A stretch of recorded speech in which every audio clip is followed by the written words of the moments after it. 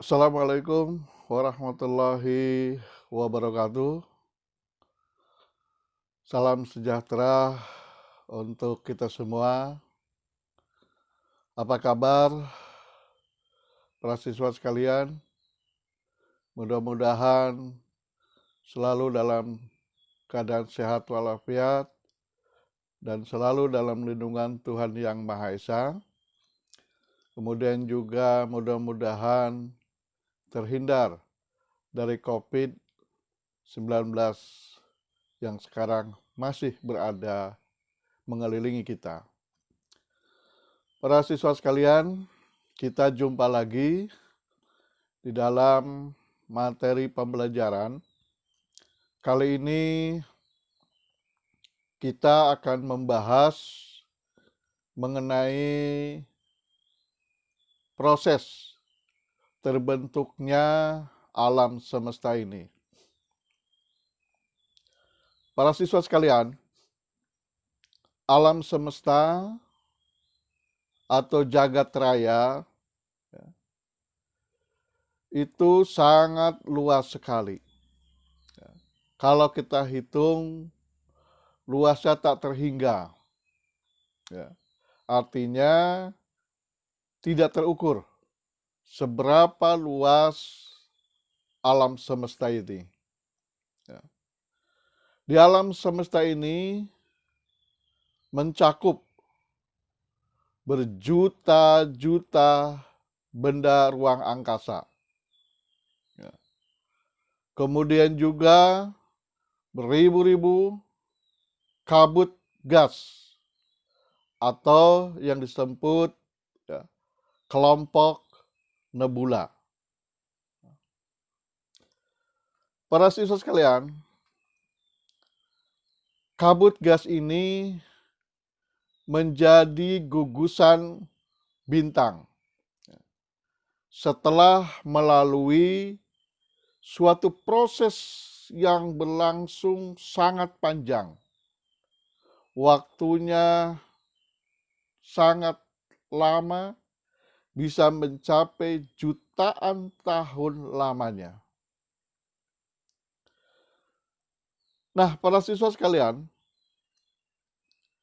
di antara kabut gas itu ada yang berbentuk spiral. Nah, salah satu kabut spiral itu adalah galaksi Bima Sakti. Di mana kita ketahui di dalam galaksi Bima Sakti itu tata surya berada di dalam galaksi Bima Sakti. Tentunya termasuk matahari. Sehingga oleh karena itu, maka tata surya juga merupakan anggota dari galaksi Bima Sakti. Nah, para siswa sekalian, galaksi yang begitu banyak di alam semesta ini atau di alam jagat raya ini, ada salah satu galaksi yang paling dekat dengan galaksi Bima Sakti, yaitu galaksi Andromeda. Para siswa sekalian, galaksi Andromeda ini tidak jauh dari galaksi kita, galaksi Bima Sakti. Dan itu, para siswa sekalian, garis tengahnya galaksi Andromeda itu kurang lebih sekitar 10.000 tahun cahaya. Para siswa bisa bayangkan, kalau belajar fisika ada yang namanya kecepatan cahaya. Itu saja kecepatan cahaya, 1 detik cahaya, kalau kita hitung ke dalam kilometer, itu mencapai 299.792 kilometer. Jadi 1 detik cahaya itu 299.792.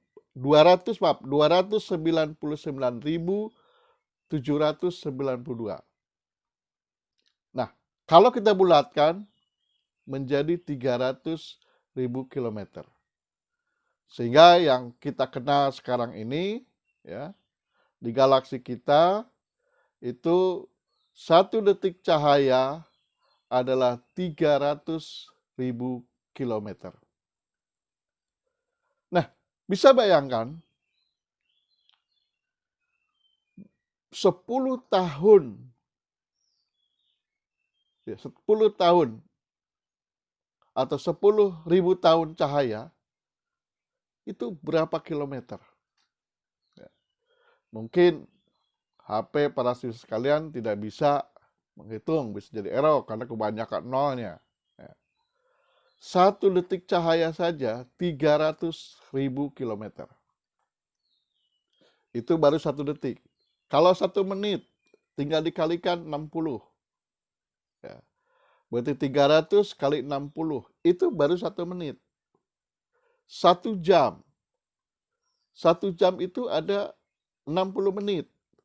Berarti kalikan juga 60. Ya. Jadi 300 kali 60 kali 60. Ya. Itu baru 1 jam. Kita sehari ada 24 jam. Berarti kalikan juga 24. Jadi 300 kali 60 kali 60 kali 24. Itu baru 1 hari. Ya. 1 bulan 30, ya, dirata-ratakan. Atau 1 tahun 365. Ya. Kalau 1 tahun berarti 300.000 kilometer kali 60 kali 60 kali 24 kali 365. Itu baru 1 tahun. Nah, ini 10.000 tahun. Tinggal terakhir kalikan 10.000 tahun. Jadi silakan para siswa hitung, ya, 300.000 kilometer kali 60 kali 60 kali 24 kali 365 kali 10.000. Sudah berapa kilometer? Makanya tadi di depan saya katakan bahwa alam semesta ini tak terhingga luasnya. Ya. Karena tidak terukur. Itu baru saja garis tengah galaksi galaksi Andromeda. Belum galaksi-galaksi yang lain. Dan galaksi itu bukan 1, 2, banyak. Nah, itulah di alam semesta. Di alam semesta juga tidak hanya galaksi. Ada juga bintang. Ada juga planet. Ada juga satelit. Ada benda-benda yang lain. Nah, oleh karena itu, mari kita pelajari, ya, bagaimana proses terbentuknya alam semesta ini. Para siswa sekalian, sebelum kita lanjutkan, saya mengingatkan kembali, tidak akan bosan-bosannya bagi para siswa yang belum subscribe, silakan terlebih dahulu subscribe, kemudian tekan loncengnya agar supaya para siswa sekalian bisa menerima notifikasi berikutnya. Dan kemudian juga apabila di dalam materi ini dianggap bermanfaat untuk para siswa sekalian. Silakan para siswa untuk like. Ya. Jadi gambar jempol, silakan para siswa klik. Atau juga tidak. Ya. Tidak suka, juga tidak ada masalah. Baiklah, para sekalian, mari kita lanjutkan materi pembelajaran ini. Mohon diperhatikan dengan baik-baik dan seksama. Para siswa sekalian, mari kita lanjutkan materi tentang teori pembentukan alam semesta. Kita ketahui alam semesta itu terbentuk kira-kira jutaan tahun yang lalu, bersamaan dengan adanya letusan besar. Ada beberapa teori yang menyatakan tentang terbentuknya alam semesta ini. Mari kita awali dengan teori dentuman atau ledakan. Teori ini menyatakan bahwa ada suatu massa yang sangat besar yang terdapat di alam semesta dan mempunyai berat jenis yang sangat besar. Karena di dalamnya ada reaksi inti. Massa tersebut akhirnya meledak dengan hebatnya. Nah, para siswa sekalian, massa yang meledak kemudian berserakan dan mengembang dengan sangat cepat serta menjauhi pusat ledakan. Setelah berjuta-juta tahun lamanya, massa yang berserakan kemudian berkelompok dengan massa jenis yang lebih kecil dibandingkan sebelumnya. Nah, kelompok-kelompok ini kemudian menjadi galaksi dan menjauh dari titik intinya. Itulah teori yang pertama, teori ledakan. Kemudian yang berikutnya adalah teori Big Bang. Nah, teori ini dikembangkan oleh Georges Lamarie. Beliau menyatakan bahwa mulanya alam semesta itu berupa sebuah primeval atom yang berisi materi dalam keadaan yang sangat padat. Nah, suatu ketika atom ini meledak dan seluruh materinya itu terlempar ke ruang alam semesta. Kemudian timbul dua gaya yang saling bertentangan. Gaya yang satu disebut gaya gravitasi dan gaya yang lainnya dinamakan gaya kosmis. Para siswa sekalian, dari kedua gaya tersebut, gaya kosmis itu lebih dominan, sehingga alam semesta masih akan ekspansi terus-menerus. Nah, itu teori Big Bang. Selanjutnya kita ke teori creative continuum, ya, di mana teori ini dikemukakan oleh Fred Hoyle, kemudian oleh Bendy dan Gould. Ketiga orang ini menyatakan bahwa saat diciptakan alam semesta ini tidak ada. Nah, alam semesta selamanya itu akan ada. dan akan tetap ada, atau dengan kata lain, alam semesta tidak pernah bermula dan tidak akan berakhir.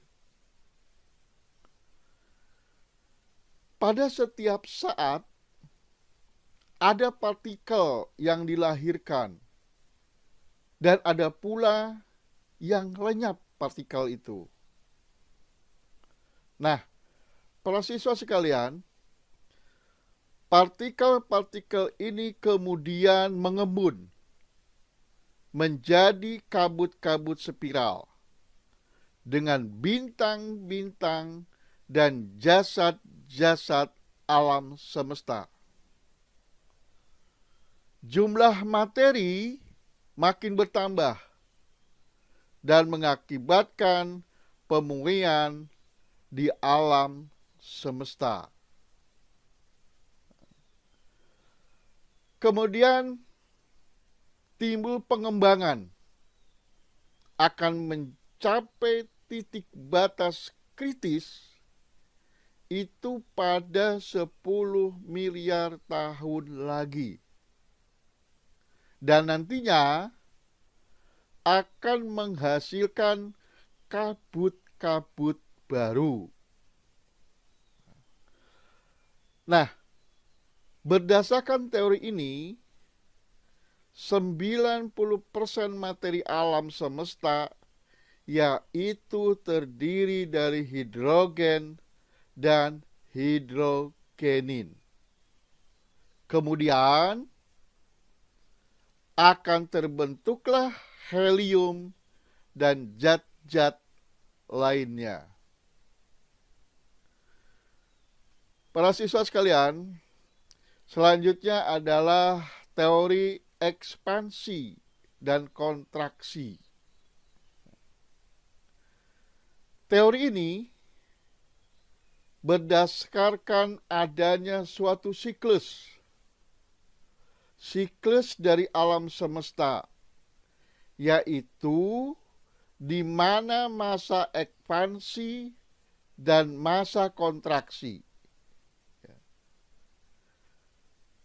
Diduga siklus ini akan berlangsung dalam jangka waktu sekitar 30 juta tahun.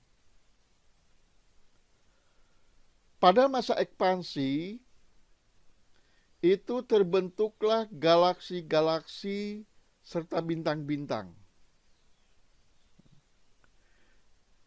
Ekspansi ini tentunya didukung oleh adanya tenaga-tenaga yang bersumber dari reaksi inti hidrogen yang pada akhirnya akan membentuk berbagai unsur lain yang kompleks. Para siswa sekalian, pada masa kontraksi terjadi galaksi dan bintang yang terbentuk meredup, sehingga unsur-unsur yang terbentuk itu menyusut dengan menimbulkan tenaga berupa panas yang sangat tinggi. Teori ekspansi dan kontraksi ini menguatkan